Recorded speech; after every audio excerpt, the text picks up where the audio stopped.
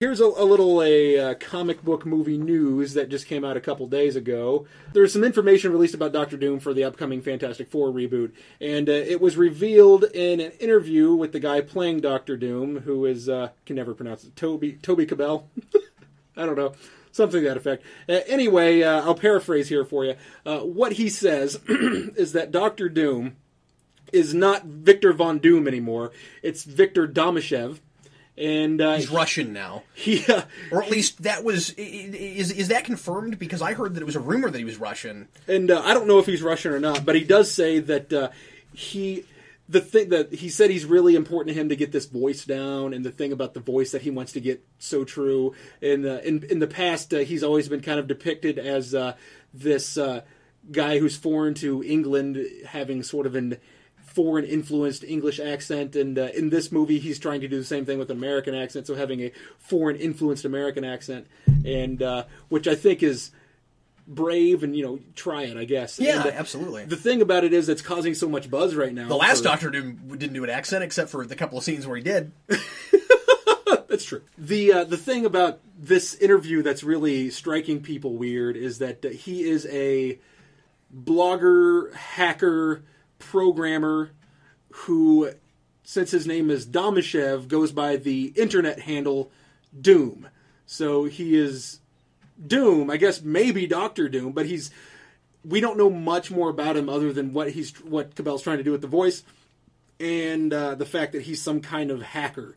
And he also said that the people who are making this are trying to make it a little lo-fi, realistic, gritty Fantastic Four movie, which could be good. I don't know. My 2 cents is that I don't think that it'll necessarily be a bad movie. It could be a good movie, but based on what we've heard, it doesn't sound like it's going to be a Fantastic Four movie. It sounds like it's going to be a movie about some people that have the powers suspiciously similar to the Fantastic Four. And maybe the same names. Yeah.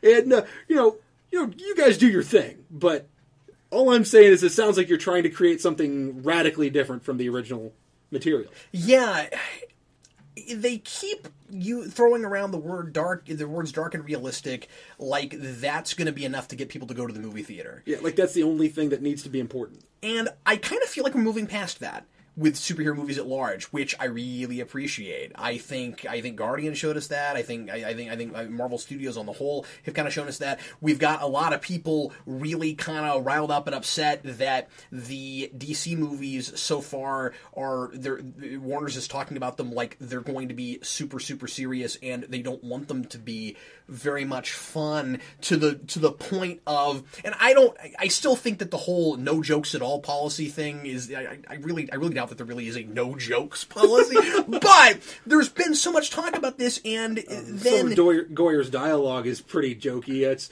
but unintentionally. Yeah, but unintentionally. I will find him. That's not as good as Neil before Zod. You can't make that your catch thing. But I will find 4 times in one scene. Anyway, the thing is, Warner's is apparently doing their, and I think it's been confirmed now by Dwayne Johnson, that their Shazam movie is out of continuity with the rest of the DC movies, because and we've been suspicious about this because it's being put out by New Line in conjunction with it. It's like, why is New Line involved in this? And it seems like they're doing that because the whole premise behind him is too out there and too much fun and too silly for their grounded universe. And I just don't think that ultra super serious mindset is enough to get people to go to the movie theater. And also, you can do both, and in a lot of ways you should do both, because levity is part of life. You don't have tragedy without comedy. You have to have both. Some people have referred to those very heavy movies as soul crushing. Yeah, this is the thing. And of course, Man of Steel got hit really hard by people who said that it was really joyless and that kind of thing. You look at the reason that they want to make those movies like that they're so self-important, that they're so that they're trying to be so ultra serious and air quotes grounded, and they're still very heightened. That it seems like that's more of just a tone thing than really in practice. This is what we're doing, kind of thing. But you look at where that came from. Nolan's Batman movies, especially the first two, especially Begins and Dark Knight, had levity, were funny. Like they're very serious, but those moments of comedy are part of what make it work. So anyway, I'm kind of worried the more I hear about this new Fantastic Four movie, and of course, as I always say, I'm gonna wait and see. Of course, I hope it's great. I like the guy who's directing it. I loved Chronicle. I just loved Chronicle, and so you're giving me this look like you didn't like Chronicle. I haven't seen Chronicle. Oh, you didn't see Chronicle? Okay, well, what's your opinion on this movie you've never seen? But a lot of people are saying things or have said things about negative. Take what I mean, not what I say. Oh, okay, a lot of people said negative things about Chronicle. It didn't get great reviews. Oh, no, it did. I mean, I thought it did. I thought it got very good reviews. Well, maybe I'm thinking about a different movie. Anyway, let's move on. Or maybe you're just thinking about maybe you just not a heck of a lot of people who went to see it, and I heard a lot of negative things about it. Wow, okay. I liked it a lot. I only saw it the one time, but yeah. And I have had people fight me on this. I said, guys, I haven't even seen this. I just know people that like it.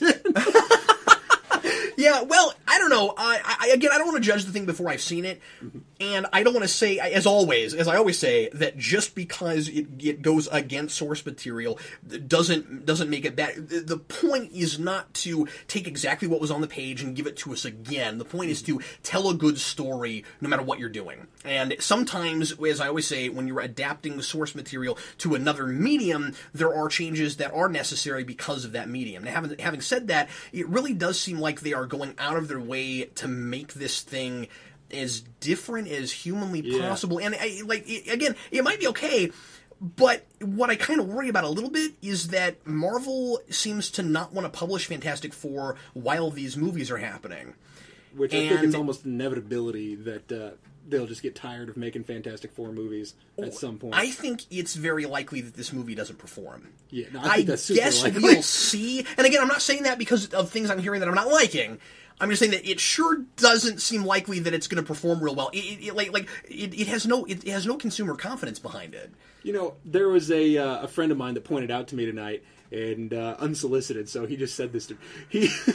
He said that it's good news that things are leaking from Batman and Superman, because people care about this movie. Yeah, it's good news that people are camping outside and they need amped up security to keep people from leaking too much about it. That's a good point. There's nothing that's leaking from the Fantastic Four, or at least not much. Well, because people are not camping; they just don't care. Well, what I was going to say is that what is leaking is hurting it.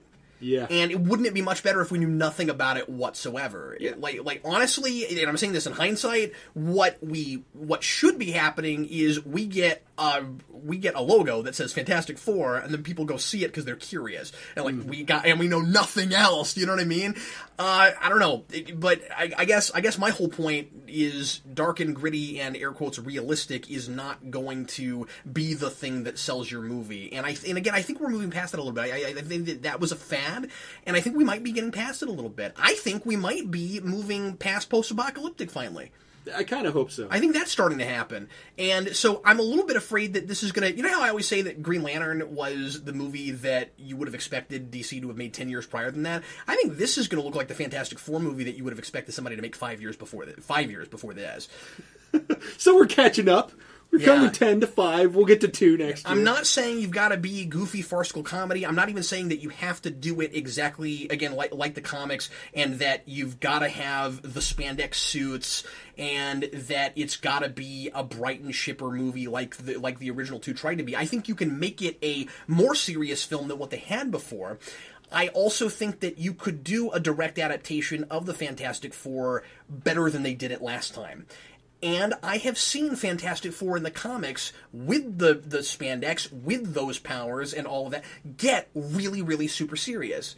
And at the time when Stan Lee originally did that book, it was innovative and was not campy by comparison.